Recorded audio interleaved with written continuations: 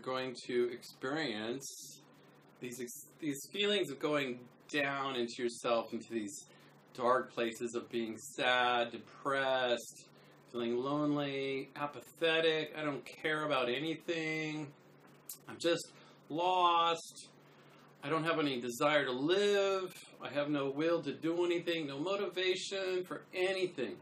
Purposelessness. Where's my direction in life? Okay, if you're a human being, you're going to go through this at some point in your journey. Okay? So just accept it.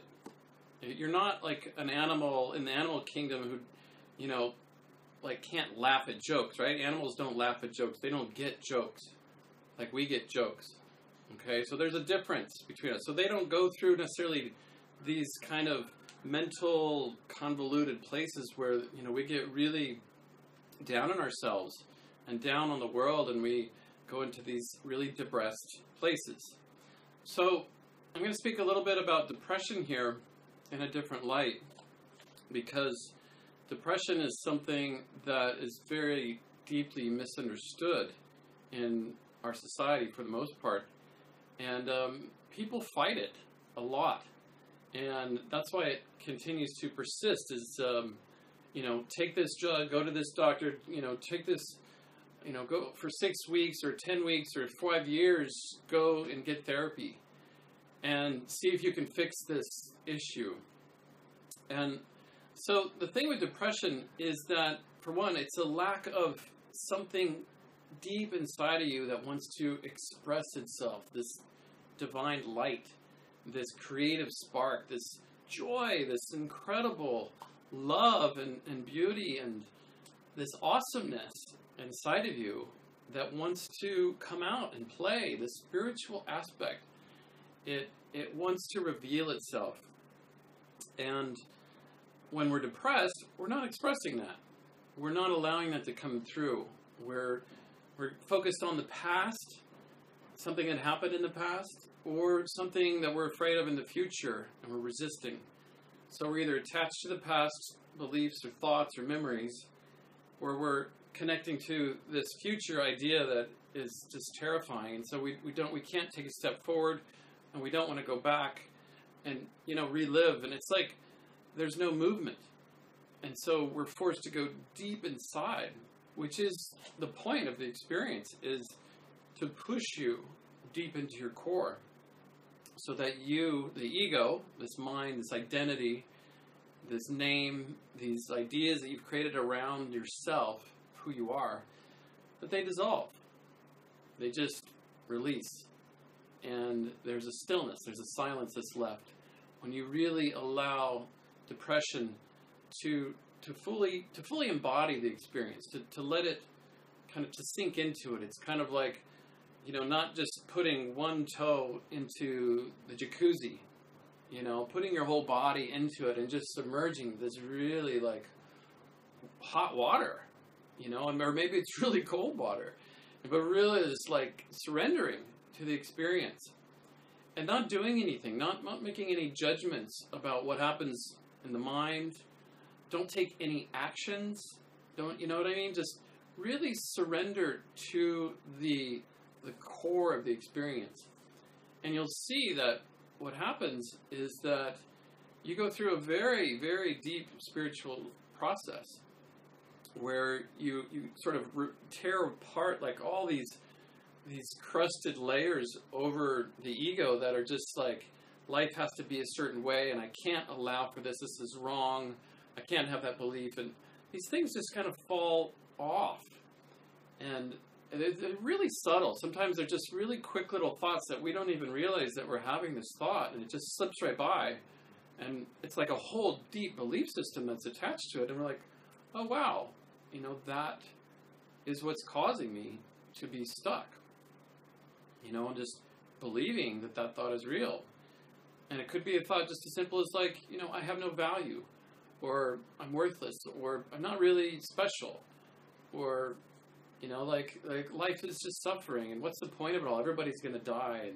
And, these are all really depressing thoughts. And yet when we identify with any thought, we suffer. So it could be a really positive thought. If we really hook on to that positive thought, we're still suffering. And so suffering is going to happen either way, like if you're attached to the negative or the positive. And so with depressed experiences in life, people are going to say, well, just push towards the positive, grab on those positive thoughts. And so what happens is you get into the positive thinking and it starts to work. You start to feel less depressed. But then you think, oh my God, I don't want to go back to that depressing thought. I got to stay away. So you pull and you resist and okay, I'm not going to go back there. I'm not. And all that resistance is energy, and you're putting into that negative experience you don't want to have. And guess what happens? It's like a magnet. And eventually when you're maybe hit a low in your day, or maybe Saturday night and you don't get invited to some party and you wanted to go and nobody wants you to go or whatever, all of a sudden you go boom, right back into those deep depressing thoughts. So the thing is to make friends with the negative thought, whatever the thoughts are. Just make friends with them and allow them to have their place in the world. It's kind of like, mosquitoes, or cockroaches, like the world allows these bugs, that bother us, they attack us and they crawl on us and it's like, ooh, but the world allows for them. And so give those thoughts permission to be there, whatever they are. Just let them be there, and you'll see that eventually they stop having sort of a gravitational force and a magnetic pull towards your being. That you start to just say, wow, this is just a thought. This is not the truth of who I am. There's a difference between this. And so the depth of understanding just happens when we relax into ourselves, when we just explore different aspects of ourselves, and we don't really allow ourselves to get caught in just one thing. That we are explorers. We love to explore inner world or outer world, and depression and negative thoughts and apathy towards life. It is a temporary experience, and so like anything that's temporary, it's like, wow, let's explore this while it's here. Like the people in your life, they're all temporary. They're not going to be here forever. So take that into consideration. So there's a sense of appreciation with your depression, and get curious about it, that this dark, demented, hard, cold energy that's suffering, there's something underneath it. There's always a dark within the light and a light within the dark. The yin-yang principle is part of this semantics and mechanics of the universe. There's a quantum formula of the universe is built on this balance of yin and yang energy, male and female. And so, every depression has an expression underneath. And it's just allowing yourself to express more. Maybe it's anger. Maybe it's craziness. Maybe it's sadness. Maybe, it's laughter. Whatever it is that you're not allowing yourself to express is the secret to relieving yourself from depression. And maybe it's just apathy. Just really go into apathy. Like, oh, I'm not going to do anything for the next 8 hours. I'm just going to sit and be apathetic for 8 full hours. Try it. See if you can do it. You probably won't be able to be depressed the next day. Because, you exhaust the experience. It's like if you eat pizza every day, all day long for 2 weeks, you can't handle it anymore. You're like, oh my God, I don't even look or smell at that stuff. And so with depression, the reason it keeps hanging on to us is because we don't fully go into it. We resist it and we're like, try to go towards the other experience, and we don't embrace and integrate it. And so integration process is this meeting, of the polar opposites. It's the depression and the expression allowing themselves to come together, and they come to this place of peace where it's like, okay, there's negative thoughts in the world. They got a purpose. Whatever that is, maybe it pushes us deeper into stillness, into the silence. So we let go of this world. We find our spiritual nature. Or maybe they're there to push us towards the positive pole. So who knows? It's different for every human being. And your case is specific to you. You know, and again, if you're human, you're going to have these points in your journey where you're going to implode, and your being, everything in your body wants to go deeper inside. So let it. Allow yourself to go deep. And if you're really, you know, this is for the people who are completely been depressed maybe for years, and maybe they're on drugs and pharmaceuticals or whatever, and they're miserable. If you're an extreme case of depression, okay, something that I found was kind of funny, it's called a crappuccino. So it's an enema, okay? You take a lukewarm cup of coffee, strong coffee, just a cup, just a small cup. First thing in the morning, drink lots of water, and you put it up your butt, okay? And you just drip it up there, and you maybe hang upside down, put your feet up on the wall, and allow it to drip into your system. And just a small amount, just a cup or less is enough, but really strong, you know, good organic coffee. And it just cleanses out the system, and it brings your energy and your creativity into play. And it's pretty powerful as far as bringing you into more of a conscious, alert place where you just want to be alive. You don't really care about the depressing thoughts as much. They don't really magnetize you, because there's so much energy and creativity and new, you know, feelings flowing through you. So this is something to try maybe, you know, once in a while. It's not something necessarily to do, you know, every day for the rest of your life, but it's something that if you're really in a really deep, dark, depressed place and you just don't know how to get out, and nothing in your mind can chemically pull you into a positive state, you know, it's a powerful, healthy tool. And do all the research you can on coffee enemas.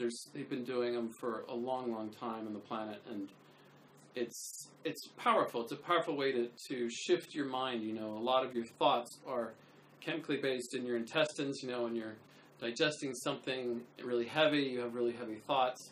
When your digestive system's really light and easy and free, your thoughts are light and free. So we're chemical beings, and so this is a process of shifting that can help you to kind of just get a glimpse, you know, of what it's like to reach a higher state. And then you might be able to embrace the depression in a more organic way. Okay? So that's just a practical tool for people who are you know, battling depression for years and they just don't know how to shift energetically. Okay? And then some other things you can do for depression: go for walks in nature, be barefoot as much as possible, get out in the sunshine, communicate with friends, make new friends, you know, force yourself out of your box, just do it, you know, exercise, first thing in the morning, just move your body, go outside, just get on the shoes, go outside, or don't get on the shoes if the weather's nice, you know. Be barefoot as much as possible, connect and ground to the earth, drink lots of water, stay away from foods that, you know, are cooked, you know, stay raw as much as possible, you know, 70-80% raw diet, you know, is really going to help bring up the lightness and cleanse. You need to cleanse your body of all the toxicity that's maybe built up in your bile ducts, your liver, your kidneys. I mean, depression, it's locked in their system chemically, you know, and it causes this mental, you know, illness.